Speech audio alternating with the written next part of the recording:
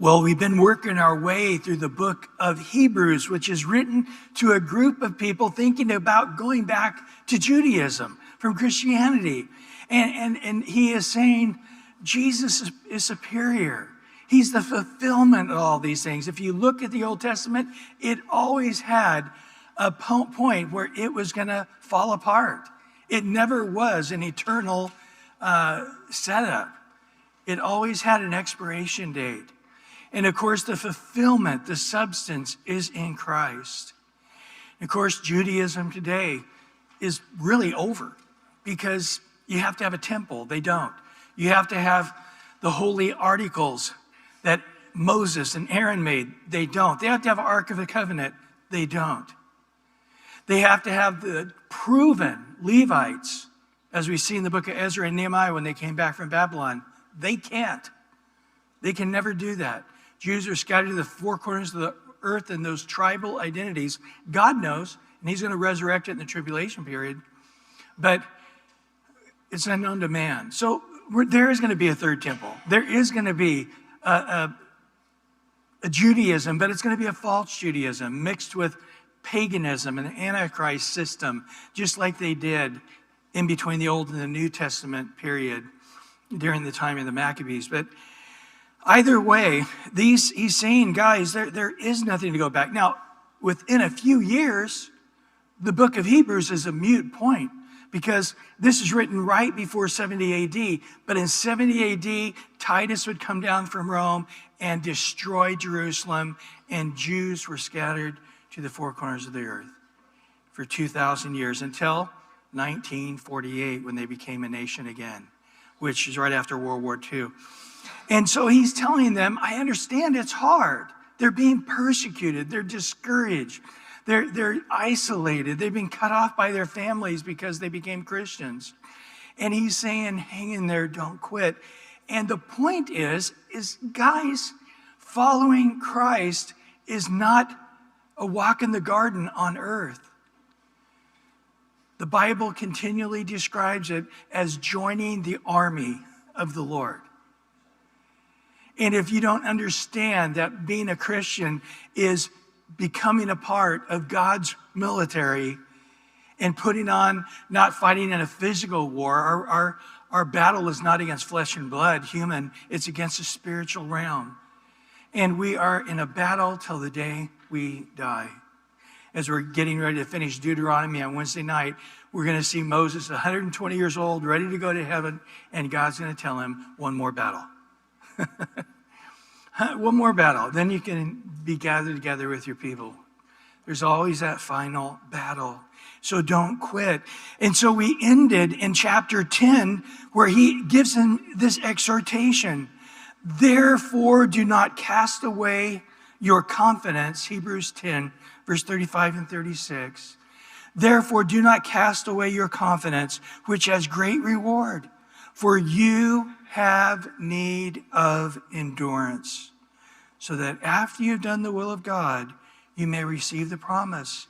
And so now we have chapter 11, one of the greatest chapters in the Bible, to point out to them, look at all the men and women of faith. It was an endurance. It wasn't believing God with easy things. It wasn't believing God comfortably. It wasn't believing God for a short time. These guys had to believe God for hundreds of years. We saw Abel. We saw Enoch. For 300 years he walked with God before he was not. The Lord took him. And then Noah was 500 years old and spent 120 years building that ark before the floods came.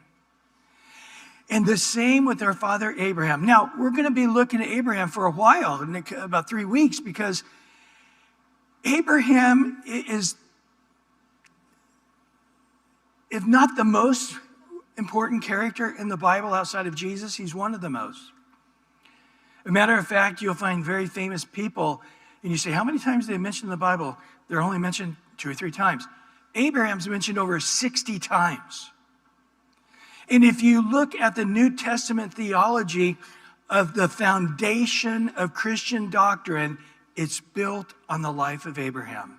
You got the book of Romans, you got the book of Galatians, and you got the book of Hebrews. All going back to say the root of a life that's declared righteous by faith started with Abraham. And Abraham is the father of us all. It's interesting, there's a huge percentage of the world today that claims Abraham as their dad. We know the Jews do, right? But did you know the Arab world does? Through his son Ishmael. And of course, we as Christians, we also, our dad is Abraham. And we're going to discover that today, if you don't already know that. So today we're going to look at Hebrews 11, verse 8 through 10. By faith, Abraham obeyed when he was called to go out to the place which he would receive as an inheritance. And he went out, not knowing where he was going. By faith, he dwelt in the land of promise as in a foreign country, dwelling in tents with Isaac and Jacob, the heirs with him of the same promise. For he waited for the city which has foundations, whose builder and maker is God. Well, let's break this down in verse 8. By faith, Abraham obeyed when he was called to go out of the place which he would receive as inheritance. He went out, not knowing where he was going. Abraham lived in the Ur of the Chaldees, right next to ancient Babylon, right next to ancient Eve and Adam and Eve, the Garden of Eden, right between the Tigris and Euphrates River. He believed in a one God, a monotheistic God, and God was able to speak to him in the midst of the paganism. It does tell us later in Joshua that he was an idol-worshiping heathen. But in the midst of it, God spoke to him. And he did not know where he was going. Now that right there is a tough thing to obey. If you say, let's go. I mean, we want to know where, how long, how to dress, what do I do? It was a big step to leave his family, not knowing where he's going. No map, no guide, obviously no GPS. I barely can use that. But Abraham's life of faith and obeying was a difficult road. A matter of fact, at first, he didn't really do as God said. We learn in Genesis chapter 11, verse 31 to 32, and Terah, that's Abraham's dad, took his son Abram and his grandson Lot, the son of Haran, and his daughter-in-law Sarai, his son Abraham's wife, and they went out with them from Ur the Chaldees to go to the land of Canaan, and they came to Haran and dwelt there. So the days of Terah were 205 years, and Terah died in Haran. So it appears as we look in chapter 12 of Genesis, in verse 1, it says, now the Lord had, past tense, said to Abraham, get out of your country, from your family, and from your father's house to a land that I will show you. So while he was in Mesopotamia, God said, Abraham, leave all your family. You and Sarai start walking, and I'm going to take you to a land that will be yours. Evidently, when he shared it with his family, Terah said, let's go. And he's in charge. In the patriarchic system, he's in charge. And of course, he has the care of his son Haran. His son died, and he had his grandson Lot, Abraham's nephew, saying, okay, well, let's all go. And they all go down to Haran.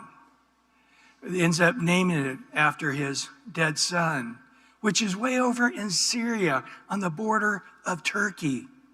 And there finally, Terah dies, and it appears that God spoke to Abraham now for a second time in Haran, identically what he spoke to him originally in the Ur of Chaldees there in Mesopotamia. And the word was, get out of your country, from your family, from your father's house, to a land that I will show you. I will make you a great nation. I will bless you and make your name great. You shall be a blessing. I will bless those who bless you. I will curse them who curses you. And in you, listen to this, all the families of the earth shall be blessed.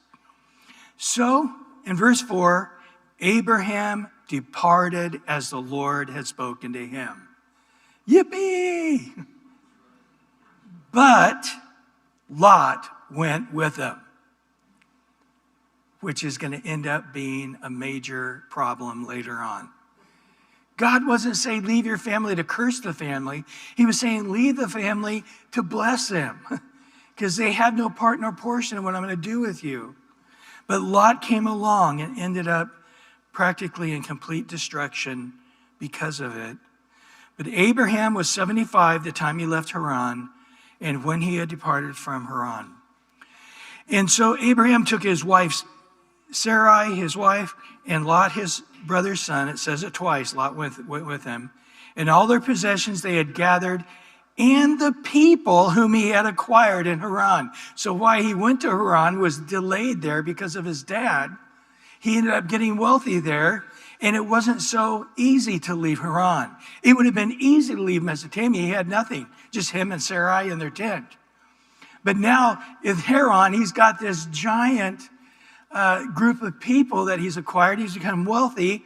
And now that his dad is dead, he certainly can't leave his nephew Lot. So now he's stuck with his nephew Lot. Had he originally just left dad and Lot in Mesopotamia, everything would have been much simpler.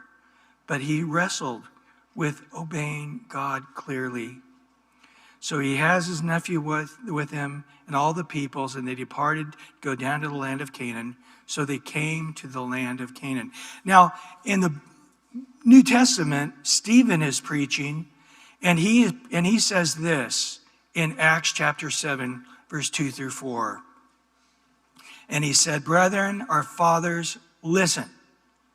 The God of glory appeared to our father Abraham when he was in Mesopotamia, before he dwelt in Haran. And he said to him, get out of your country, from your relatives, come to a land that I will show you. And he came out of the land of the Chaldees and dwelt in Haran. And from there, when his father was dead, he moved him to this land in which we now dwell." So he clearly says, Abraham was supposed to leave Mesopotamia. It was clear, leave your family. He didn't. He ended up being led by his dad down to Haran. And then God spoke to him again. And then finally, he made that move and got away. So let's look at this on a map just to make sure it's clear in your head. So here we have the Middle East. Here's Israel over here. And here is Iraq. Okay, this is Saudi Arabia in between. And then up here is Syria. Right here is Lebanon. And then this is Turkey up here. He was at the Ur of the Chaldees. Right here is what's believed to be the Garden of Eden. Right here was Babylon. Also, the Tower of Babel was built. But here's where he lived, right on the other side of the Euphrates River. This is the Tigris.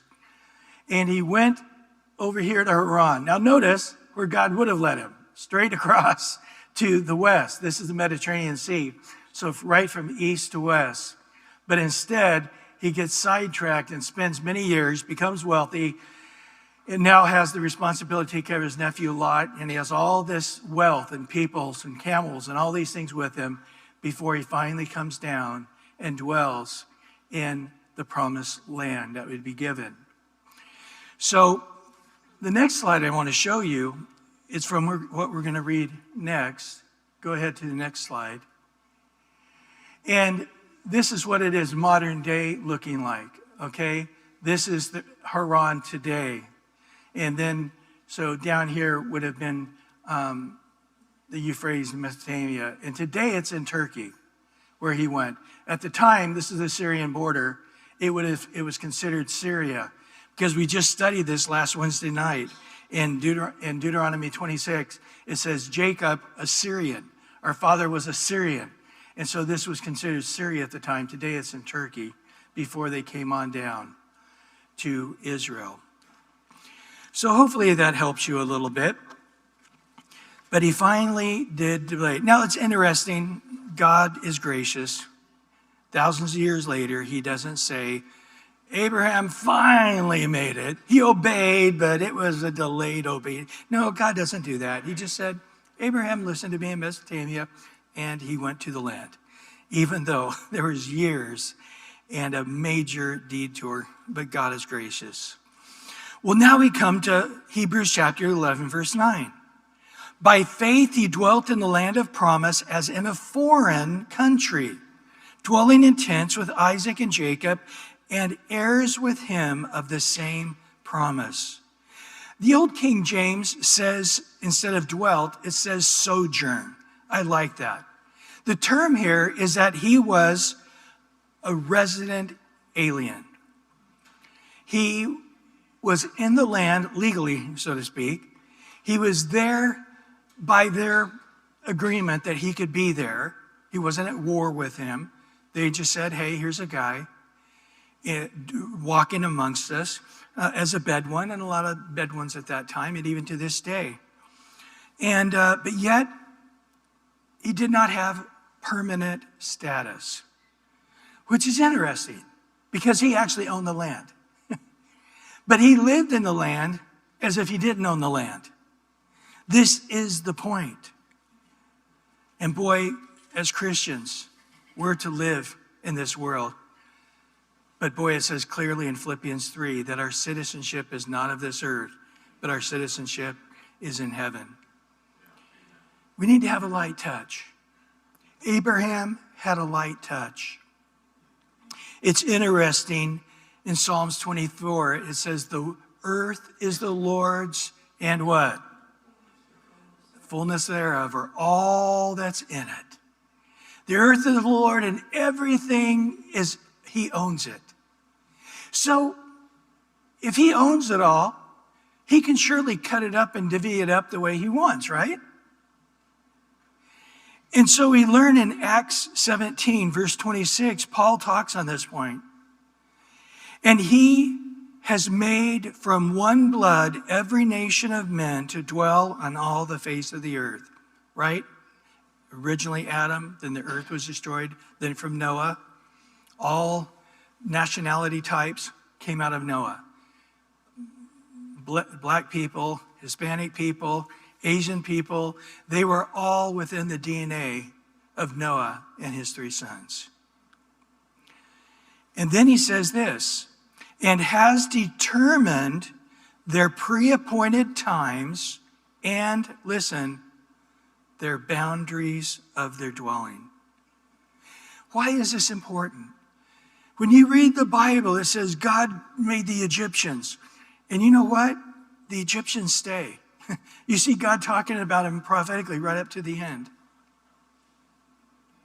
It's interesting. There's other people that came against Israel to curse Israel. And God said they're going to be non-existent.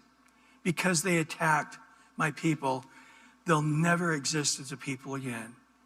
The Moabites and the Edomites and the Amalekites, all these enemies of Israel. You curse the children of Israel, you're cursed. And so God has given the boundaries of Israel to Abraham and his descendants. Today, modern day, we call them Jewish or Israelis. God gave them those boundaries. Now, I'm going to stop and harp on this point a minute. You say, well, okay, Bryan, God likes Israel. We support Israel. Let's go to the next point. No. You got to understand, if Israel is not supposed to be in Israel, then we really should doubt whether we can trust our own salvation. Why is this? Look in Genesis 12, verse 6 through 8 there. Abraham passed through the land to the place of Shechem, as far as the terebinth tree of Moreh, and the Canaanites were then in the land. And the Lord appeared to Abraham and said, this is where he called him Abraham, he called him Abram, and said, to your descendants I will give this land. And there he built an altar to the Lord who appeared to him. And he moved from there to the mountains east of Bethel. He pitched a tent in Bethel. Interesting, it means the house of God. And west of Ai, which means the heap of ruins. And on the east, there he built an altar to the Lord and called on the name of the Lord. So he comes into the land, Shechem. That area is the middle of the area that's portioned out as Israel today. When we look at Israel today, it's about 1/6 of the land that God gave Israel. The most they've ever acquired and possessed was under King David and Solomon, and that was about 10%. But of that 10%, right in the middle, he's there and he's looking, and I love it. It says he pitched his tent. Not a permanent place. He's a possessor of all things, but he's not the owner in that sense. And he has Bethel, the house of God, on one side, but he still has Ai, the heap of ruins, on the other side. But there he builds an altar and worships God. That's our life. We're living temporarily at best. And we can worship God with the presence of God and the knowledge of God is with us. And we also live in a world where it's just a heap of ruins, the world we live in. And we're right in the middle of this. Find no citizenship here. In Hebrews 13, verse 14 to 17, and the Lord said to Abraham, and Lot had separated from him, the horrible thing, Lot went down to live in Sodom and Gomorrah and eventually be destroyed. His 2 daughters got pregnant by their own dad, had 2 horrible countries that end up being enemies of Israel till they were wiped out by God. But he said, lift up your eyes now and look for the place where you are, northward, southward, eastward, westward. For all the land which you see, I give you and your descendants. I'm sorry, I can't see that. What's that say? Forever. Do you understand this? And I will make your descendants as the dust of the earth, that if a man could number the dust of the earth, your descendants could be numbered. Arise, walk in the land through the length and the width, for I give it to you. Now look at the boundaries. We're going to put a slide up and listen to the boundaries that I'm going to read now in Genesis 15, verse 18 to 21. And on the same day, the Lord made a covenant with Abraham. To your descendants, I have given you this land from the river of the Euphrates, great river, the river Euphrates, from the river of Egypt to the great river of Euphrates. And then the land of the Kenites, the Kenizzites, the Cadmonites, etc., the Hittites, the Perizzites, the Rephaim, Amorites, the Canaanites, the Girgashites, and the Jebusites, all of that. And so we come back and we see here that this, again, in Iraq, we have the Euphrates River right here. And this is where Abraham came out of the Ur of the Chaldees. And as he walked, everywhere he put his foot would be it. And so if you look at all the place that he went, all the way down, they were taken to Egypt. Remember, on the Nile. Here's the Nile River. All the way to the Euphrates.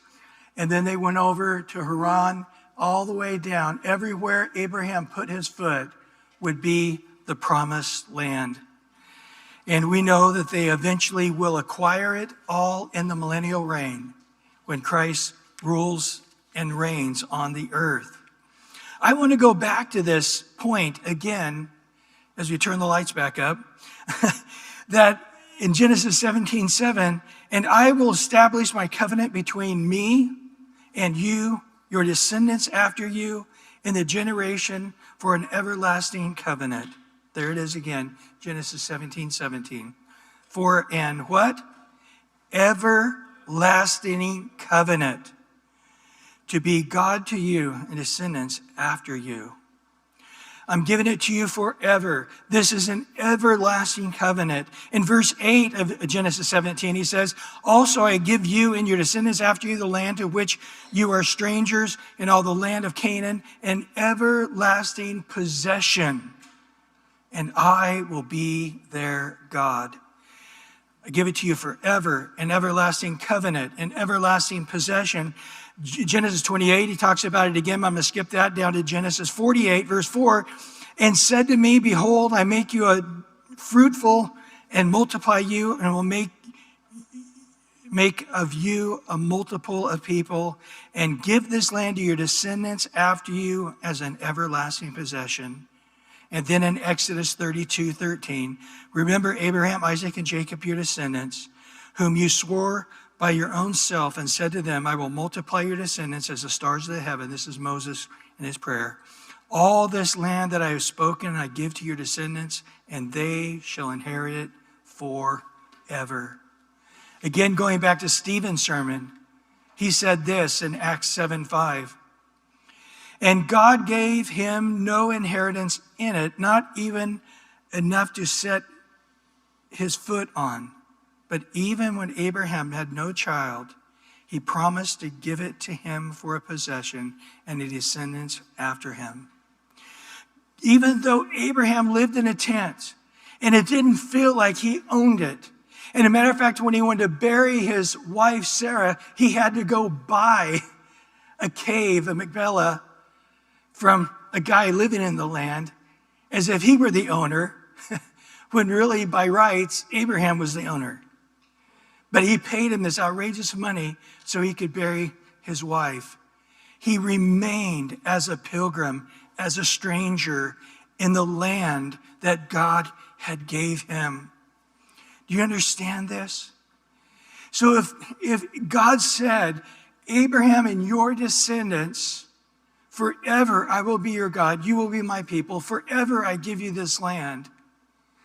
And now, somehow, our theology says, nah, we hate the Jews now. Nah, I don't even know if the Jews are really Jews that live in the land. Nah, they shouldn't be there. They're just a bunch of Nazis themselves, killing everybody. You see, if you say God's covenant with Abraham, which was everlasting forever, is really not everlasting forever. Now we come to the New Testament where Jesus says, believe on me, you shall not perish and have everlasting life. We can't trust that either. It's the same God. God's the same today, yesterday, forever. If God says that we will go to be with him forever in heaven, we can't trust that. But what do we see? We see God saying, look at my nature. I'm grabbing on to Israel, Abraham, Isaac, his descendants. And what you're going to observe is throughout all of history, even though they become so wicked, I have to kick them out of the land. Even though they reject my Messiah, the Son of God who comes in human flesh, and they're scattered far as every corner of this earth. But yet I'm going to bring them back. And I'm going to make them a people. Can those bones live again? God asked Ezekiel. And he said, God, you know. Yes, they can. And boy, the bones lived again. Israel budding like a rose again. And it seemed like it was in but a day. There was hardly anything happening in Israel. There was a small remnant of Jews in Israel. And then in a day, they're a nation. And another day, they have Jerusalem. And here we are now, where we look at the Bible. And God says there's going to be a rapture of all believers, Jews and Gentiles. And then I'm going to spend 7 dedicated years with the Jews. And they're going to look on the one they've pierced. And all of Israel will be saved. And then we return. Is it over with Israel? No. Those who have made it through the tribulation period, Jews, God's protected for the last 3.5 years. Those Jews, as well as other Gentiles who made it through, mostly Jews, will populate the earth again for 1,000 years. Christ himself will rule and reign from Jerusalem. All of us will come back along with Abraham and Moses and David and all the great men, Apostle Paul, and will be on this earth as well, ruling and reigning with them 1,000 years. So the focus is Israel. And then we're going to have a new heavens and a new earth. And guess what? It's also designed after the tribes of Israel. God says, look at me. When I say forever, I mean forever. When I say I'll never leave you or forsake you, I will never leave you or forsake you. When I say no matter how difficult and rebellious and you're going to reap what you sow, you're going to suffer the consequences, but I'm never going to let go of you.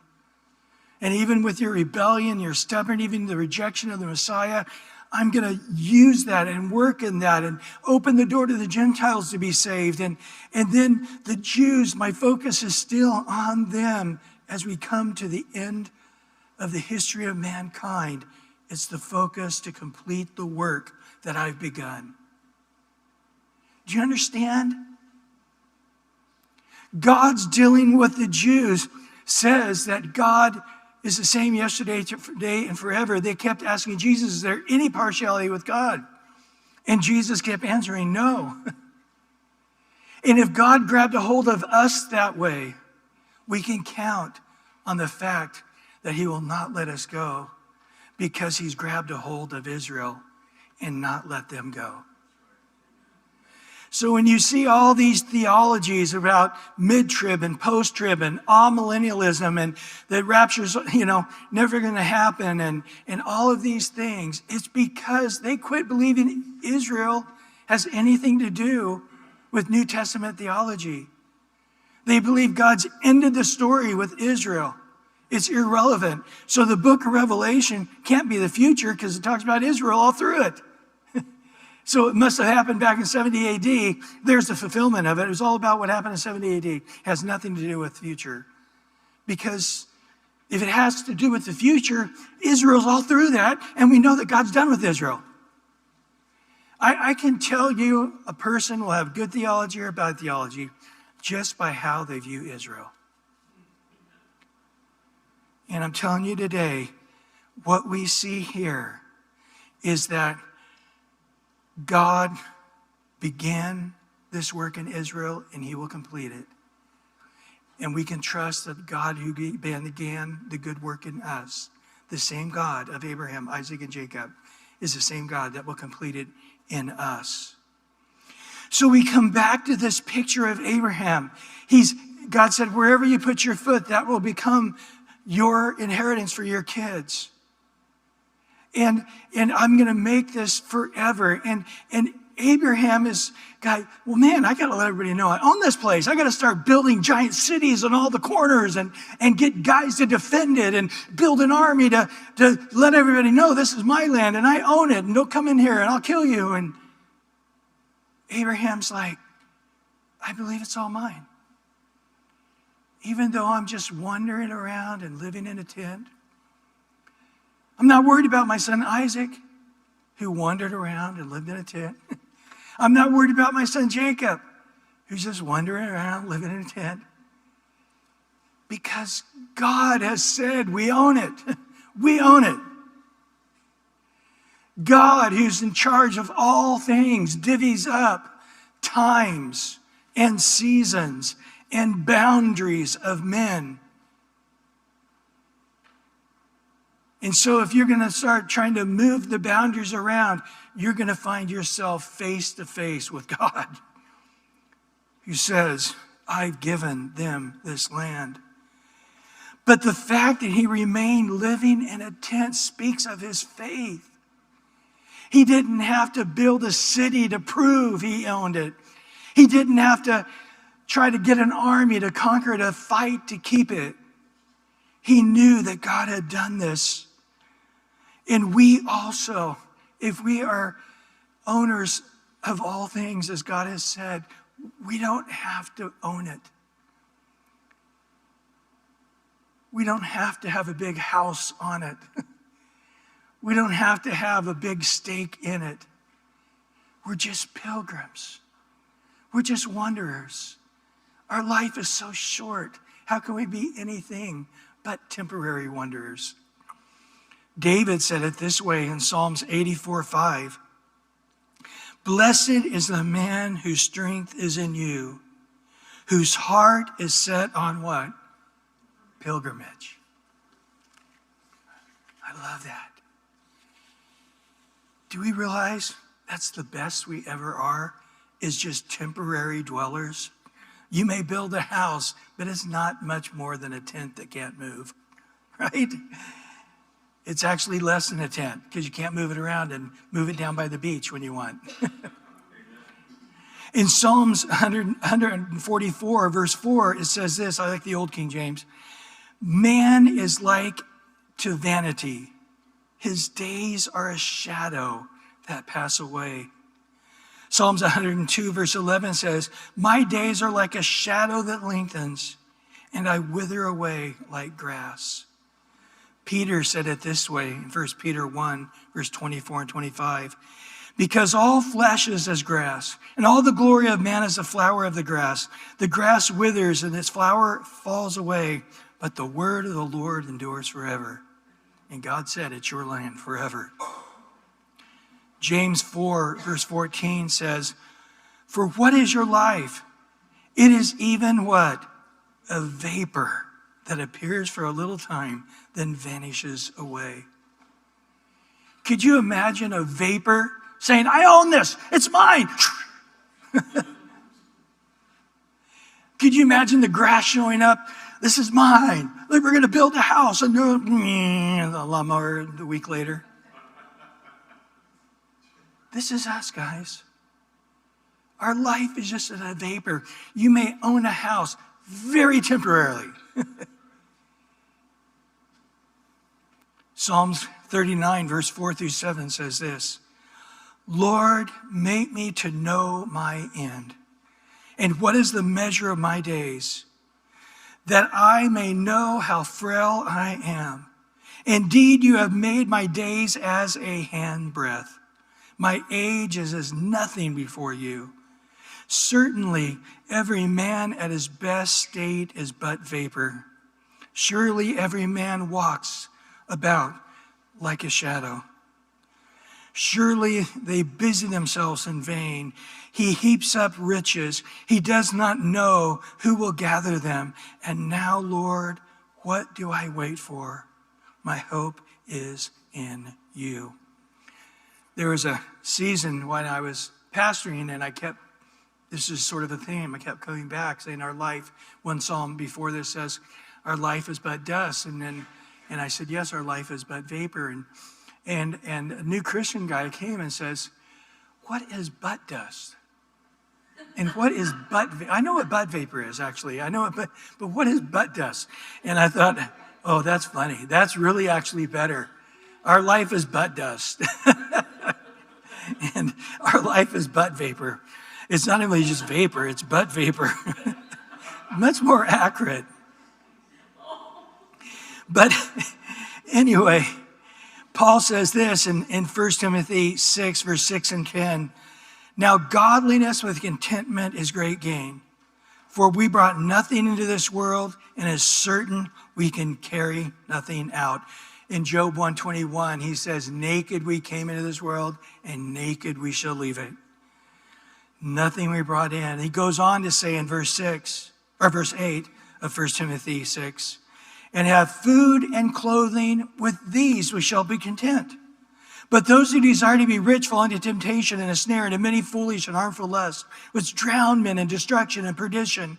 For the love of money is the root of all kinds of evil, for which some have strayed away from the faith in their greediness and pierced themselves through with many sorrows. Man, you're this little butt vapor, and I gotta get a bunch of stuff.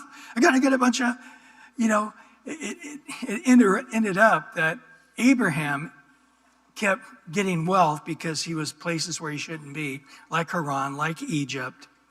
And it says he had all this gold and silver and all of these animals and all of these servants. You know, the one thing you don't want when you go out in a tent is like giant boxes of rocks that you can't spin This gold, I got all this gold. Oh, really? What do you do with that? Just lug it around. Oh, well, you can buy a bunch. No, not buying anything. He ended up spending his whole life carrying just tons of gold and silver and fabrics around, and it was nothing joyful for him. In the same way, I think the beauty and the power of life as we walk by faith is, God, this time around is just a moment. It's not about what I can get, what I can hold on to, and the wealth, and that's my trust. And those who get into that, it's like a hamster on a spinning wheel. You know, Ecclesiastes says, yeah, you get all this wealth, and then you leave it to who? Your foolish child. And what will they do with your wealth? Vanity of vanities. All is vanity. Emptiness. We want to walk by faith. Our life here is just a vapor. Even if I live 70 years, that's 25,550 days. That's like 3,300 weekends. Do you realize how quick life is? And of course, I'm talking to people that don't have anywhere near 70 years left. Surely, us old people can understand how quick life is. But yet there's this freedom when we're walking by faith. Now, if you believe in the Bible, you believe you're coming back to this earth. It's going to get a facelift after the tribulation period. And then we're going to be on this earth for 1,000 years in brand new bodies. A human body, but a heavenly human body. No more pain, no more sorrow, no more suffering, no more death. So you're here going, oh, I'm so poor. I've always been poor. I don't get to go on fancy vacations. You know what? God's going to say, take 100 years and go on vacation. Go to Greece. I saw the other day, there's an island in Greece. The population in Europe is so depleted. They will not only give you a house in Greece, they will pay you 3,000 euros a month just to stay there and live there. But you know, you can climb the Alps. You can go swimming down to the depths of the ocean without an air tank. You can go hang out in Hawaii for 10 years surfing, and then you got 900 years left. Do you understand? We're not giving anything up here. In our little time of this vapor of time is nothing compared to the 1,000-year millennial reign. And then at the end of that millennial reign, God's going to wipe everything out, melt it all, heavens and earth. And he's going to make a new heavens and a new earth and a new Jerusalem. And that earth will be far superior than anything we know now. So do we understand this? That right now you are possessor of not just a little spot of ground, but of all things. In 2 Corinthians 4, verse 18, Paul tries to get this across to the Corinthians. While we do not look at all at the things which are seen, but at the things which are what? Not seen. For the things that are seen are temporary, but the things which are not seen are eternal. Remember when Abraham went down and fought against the kings and recovered his nephew Lot, who had been taken captive in war, and then he has all the spoil of 9 kingdoms. And that night, the Lord meets him as Melchizedek, the king of Salem, the priest of the God Most High. And this is what he says to him in Genesis 14, verse 18 and 19. Then Melchizedek, king of Salem, brought out bread and wine, and he was a priest of God Most High. I think it's sort of a foreshadowing of communion.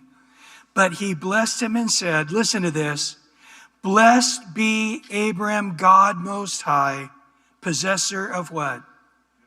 The heaven and the earth. You're possessor of all things, more than just the land that you're walking upon. This is what's said to us as well in the New Testament. In 1 Corinthians 3, verse 21 to 23, therefore let no one boast in men, for all things are yours, whether Paul or Apollos or Cephas or this world or life or death or things present or things to come. What does it say? All are yours. And you are Christ. And Christ is God's, referring to God the Father. Jesus said this in John 17, 9 through 10. I pray for them. I do not pray for the world, but I pray for those whom you've given me, for they are yours. And all mine are yours, and all yours are mine, and I glorified in them. We are in Christ. Christ is in us. The Father is in Jesus, and Jesus is in the Father, and we are in them. And in Romans 8:17, and if children, then what? Heirs. Heirs of God. Notice this, joint heirs with Christ. If indeed we suffer with him, that we may be glorified together. And this is what Abraham understood. He lived in tents. He heirs with him of the same promise. It's the same word, joint heirs. We are joint heirs with Abraham. In Genesis 12, verse 3, and in you all the families of the earth shall be blessed, or all the people groups. In Genesis 17:5, no longer shall your name be called Abram, for your name shall be called Abraham, for I will make you the father of what? Many nations. Now listen to Romans 4:16. Therefore it is of faith that it might be according to grace, so that the promise might be sure to all the seed, not only to those who are of the law, referring to Jews, but also those who are of the faith of Abraham, who is the father of what? Us all. Galatians 3:29, and if you are Christ, then you are Abraham's seed and heirs according to the promise. Let's not forget that Jesus was a Jew according to the flesh. That Christianity is built on a Jewish Messiah. That Jesus came and lived as a Jew. Paul said, my first priority is first to the Jews and then to the Gentiles. I want to take a little time here and ask for your patience, but I want to read Romans 11, a big portion of it. It says in verse 11 through 20, I say then, they have stumbled that they should fall. Certainly not. But through their fall, referring to the Jews, to provoke them to jealousy, salvation has come to the Gentiles.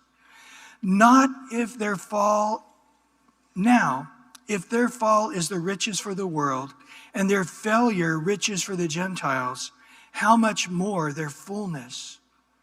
I speak to you Gentiles, inasmuch as I'm an apostle of the Gentiles. I magnify my ministry. If by any means I may provoke to jealousy, those who are of my flesh have saved some of them. For if their being cast away is the reconciling of the world, what will their acceptance be but life from the dead? So imagine this. Here's how anointed the Jews are. When they completely disobey God, it brings salvation to the rest of the world, to the non-Jewish world. Do you get that? For if the first fruit is holy, the lump also is holy. And if the root is holy, so are the branches. And if the branches were broken off, and you, being a wild olive tree, were grafted in among them, and with them become a partaker of the root and the fatness of the olive tree, do not boast against the branches. Stop right there a minute. So you now, as the Gentiles, we've been adopted into the house of Abraham. Here it's like a wild olive branch has been grafted in to the vine, the Jewish vine. And we're growing out of Abraham, those who are of faith of Abraham. And yes, you're seeing the natural olive branch broke off for a time. And this is why we're seeing Israel for 2,000 years. Not a people, they lose their language. But then God promised to bring them back. But you, looking at the natural olive branch laying on the ground, not connected to the vine, don't boast against the branch. But if you do boast, remember that you do not support the root, but the root supports you. You will say then, well, branches were broken off that I might be grafted in. Well said. Because of unbelief, they were broken off. And you stand by faith. And then he comes to the end on this, saying, don't be haughty, don't fear, but do not be haughty, but fear. In other words, understand the goodness and the severity of God. But then in verse 23 to 25, he says, this isn't the end of the story with the Jews. And they also, in verse 23, if they do not continue in unbelief, will be grafted in, for God is able to graft them in again. For if you were cut out of the olive tree, which is wild by nature, and were grafted contrary to nature into the cultivated olive tree, how much more will these who are natural branches be grafted back in to the own olive tree? For I do not desire, brethren, that you should be ignorant of this mystery, lest you should be wise in your own opinion, that the blindness in part has happened to Israel until the fullness of the Gentiles has come in. I believe the last Gentile will be saved and the rapture is going to happen. And God's focus will be back on Israel. And in that tribulation period, there will be that 3.5 years where the Antichrist raises himself up to the temple and proclaims himself to be God. And at that moment, the eyes of all of Israel will be open. And they'll realize we've listened to the Antichrist. We've rejected the true Christ. They'll flee to Petra. God will protect them and watch them over the last 3.5 years of the tribulation period. And then they will come out. And they will be grafted back in. And for 1,000 years, with Jesus as the king, will rule and reign from Jerusalem. We'll quickly here in verse 10, because it's important final point. For he waited for the city which has foundation, whose builder and maker is God. The word waited here means he expected, he desired, he longed. He didn't wait for an hour or two. He waited continually with great expectation. He wanted not to build some city for himself. He wanted a city that God would build. He wanted a city that had foundations that were built by God, a permanent foundation. No longer living in tents, but a foundation that God would establish. Now you say, well, that's going to happen in the millennial period, but this isn't what he longed for. He longed for a greater city, one that was made by God. After the 1,000-year millennial reign, all things will melt with a fervent heat. There'll be a new heavens and a new earth. And guess what? A new Jerusalem. He longed for a city, a holy city, the new Jerusalem that God would build. In Revelation 21, listen to the first 6 verses there. The whole chapter's on this, but just the first 6 verses. Now I saw a new heaven and a new earth, for the first heaven and the first earth had passed away. Also there was no more sea. Then I, John, saw the holy city, New Jerusalem, coming down out of heaven from God, prepared as a bride adorned for her husband. And I heard a loud voice from heaven saying, behold, the tabernacle of God is with men, and he will dwell with them and shall be with his people. And God himself will be with them and be their God. And God will wipe away every tear from their eyes. So the holy city is not just what will be there, but what won't be there. And here's what won't be there. God will wipe away every tear from their eyes. There will be no more death, no more sorrow, no more crying. There will be no more pain, for the former things have passed away. In the millennial reign, there will be those things. There will be suffering because people will rebel against Jesus even when he is ruling and reigning on the earth. But in the new city, all those who did not want to believe in Christ will be no more. And then there'll be, it says in verse 5, a new city that will completely satisfy us. Satisfaction. Verse 5 and 6. Then he who sat on the throne said, behold, I make all things new. And he said to me, write, for these words and true and faithful. And he said to me, it is done. I am the Alpha, the Omega, the beginning and the end. I will give of the fountain of water of life freely to him who thirsts. He goes on talking about this great and holy city of Jerusalem and how it has all these precious stones of jasper and crystal. And the streets, the asphalt is gold. And there's 12 pillars. And the 12 apostles and angels put on each of the 12 gates. And it's this beautiful description. Your homework's to read Revelation 21 there. But he longed for Jesus. He longed to be there at the rivers of living water, drinking and being satisfied. I don't think we've ever drank and been satisfied. I don't think we've ever been in a place where there is no more pain, no more sorrow. We'll see in the millennial reign, whole nations will rebel against Jesus in the millennial reign, and he has to punish them. But in this new city of Jerusalem, coming down to the new earth and the new heavens, and we will be satisfied. We will be finally at peace, and God will be the builder of this city. Jesus said this in John 14 to the apostles in verse 1 through 3. Let not your heart be troubled. You believe in God, believe also in me. In my Father's house are many mansions. If it were not so, I would have told you, I go to prepare a place for you. And if I go to prepare a place for you, I will come again and listen to the final statement. Receive you to myself. And where I am, there you may be also. You know, I don't care if I live in a dry desert if Jesus is there. But if I live in the most beautiful rolling hills and fields and forests, and they're beautiful and they're green, and ponds and rivers and animal life, and Jesus isn't there, that's hell. I want to be with Jesus.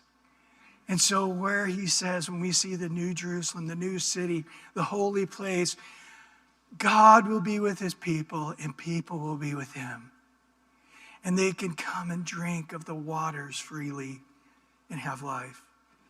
Abraham, when God called him, he began walking, going, okay, this land is mine. I know it's mine because you're giving it to me. He walked by faith. He didn't have to try to claim it or prove it or scream about it. It's like, God's given it to me.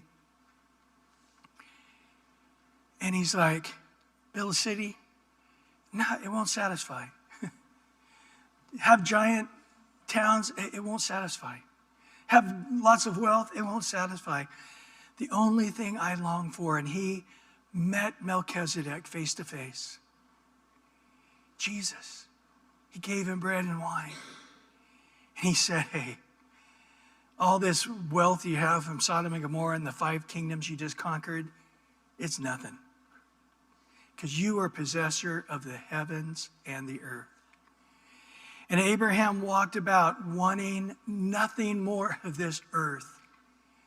I'm like at a bus stop. Have you ever been at a bus stop in a big city? It smells like urine. It smells, it's gross. You're just sitting there and you're waiting for that bus, and then the bus finally gets there and it's equally as smelly and gross. And you get on this bus and you're going and it's uncomfortable and you can't wait to get off that bus. And often you got to get on another bus. This is it. We're just at a bus stop. Oh, I got to build a house here at this bus stop. I got to have bags of gold at this bus stop. I got to, it's like, you're just here for a moment. Get your eyes on the things above where Christ is seated at the right hand of the Father. Nothing in this world can satisfy. The millennial reign's going to be great, but it won't satisfy.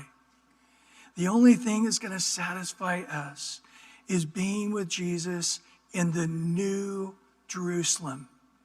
And there finally, after millennial reign, when all's melted away, finally there will be no more pain, no more sorrow, no more rebellion, no more sin.